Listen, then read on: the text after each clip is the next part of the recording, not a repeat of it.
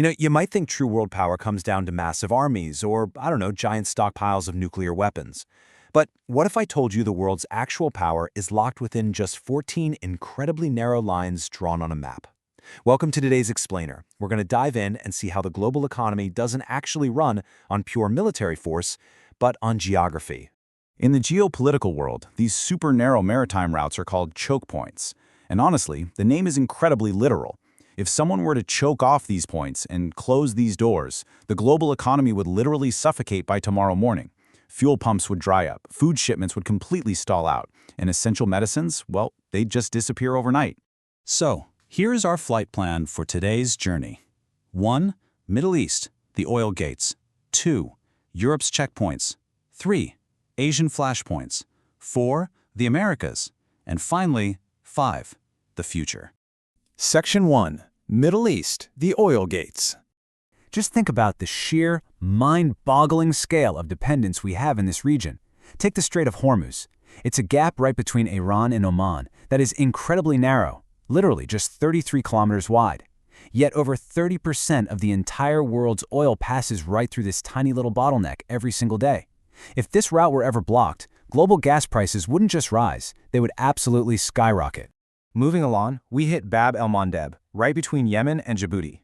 In Arabic, it actually translates to the Gate of Tears, which was historically named for its treacherous waters and pirates. But today, it is just as complex. Recent attacks by Houthi forces in Yemen have targeted passing ships, and that's forcing massive cargo vessels to take incredibly expensive, weeks-long detours all the way around the entire African continent. Once they finally get past that gate, ships head to Egypt's Suez Canal, which is really the backbone of East-West trade.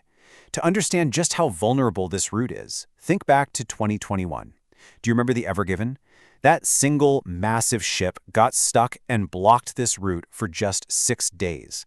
Well, that one brief pause cost the world economy a staggering $54 billion.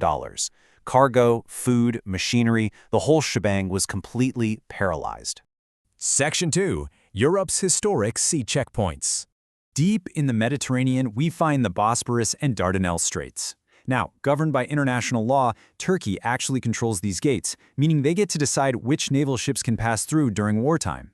For Russia, whose northern waters literally freeze over for months out of the year, this specific path from the Black Sea down to the Mediterranean is an absolute red line.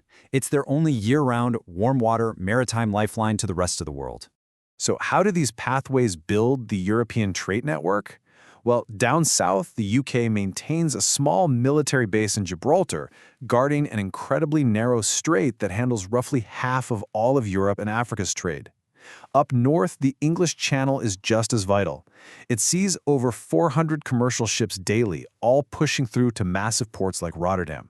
Basically, if you control the channel, you control Europe's economy. And all this brings us to a really critical, thought-provoking question. We've seen where history was made, but based on this map of global choke points, where could the next major global conflict actually begin? Section 3. Asia's high-stakes maritime flashpoints. To answer that question, just consider the sheer volume of global sea trade, about 25% of it, that flows through the Strait of Malacca. Bordered by Malaysia, Singapore, and Indonesia, this route is an absolute matter of survival for China. They actually face what strategists call the Malacca dilemma. It's this intense, lingering fear that, in the event of a conflict, their supply lines here could be completely blockaded by a rival navy. And it's actually a key reason why China is pouring so much money into creating alternative land routes. Now, if Malacca gets jammed up, ships have to divert through Indonesia. They could take the Sunda Strait, but, well, it's dangerously shallow and happens to sit directly over active underwater volcanoes. Yikes, right? The safer alternative is the Lombok Strait because it's deep enough for those massive oil tankers. And because Indonesia holds these incredibly vital backup keys, they are perfectly positioned to become a huge maritime superpower in the coming years. But the most crucial choke point of all, that's the Taiwan Strait.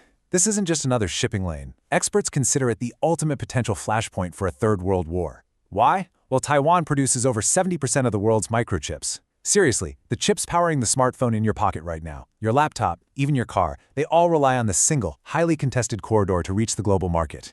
And the geopolitical friction here is just immense. On one hand, China views Taiwan as its own territory and claims rights over the strait. On the other hand, the USA views it as international waters, and they frequently sail naval vessels right through it to make that exact point. But underneath all the politics, there's a physical reality here. Satellite imagery reveals a chain of islands running straight from the Philippines, up through Taiwan, to Japan.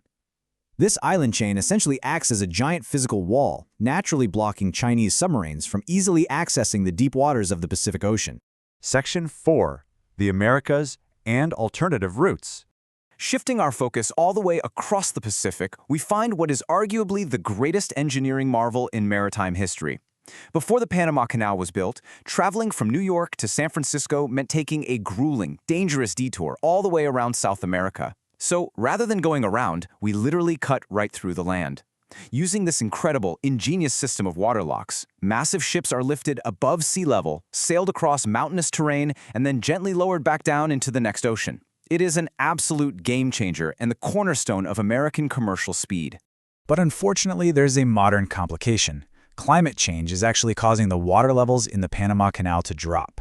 If this essential shortcut somehow becomes impassable, global shipping is going to be forced right back to the freezing, dangerous, and storm-battered Strait of Magellan at the very southern tip of South America. That's the exact treacherous route we worked so incredibly hard to abandon in the first place. Section 5. The future of global trade. As we look ahead, we can clearly see that when modern doors like the Red Sea face severe disruptions, the world is essentially forced backward in time. Ships have to resort to the Cape of Good Hope, which is this massive, time-consuming detour around the southern tip of Africa. It's actually the exact same long historical route that Vasco da Gama navigated centuries ago when he first discovered the sea path to India. However, a brand new door is quietly opening up in the north. The Bering Strait, sitting directly between Alaska and Russia, has historically been completely frozen shut. But as global warming aggressively melts this ice, a massive new shortcut between Asia, Europe, and America is starting to emerge. The geopolitical reality here is incredibly simple. Whoever manages to control this icy passage, well, they're going to be the undisputed boss of global trade in the coming century.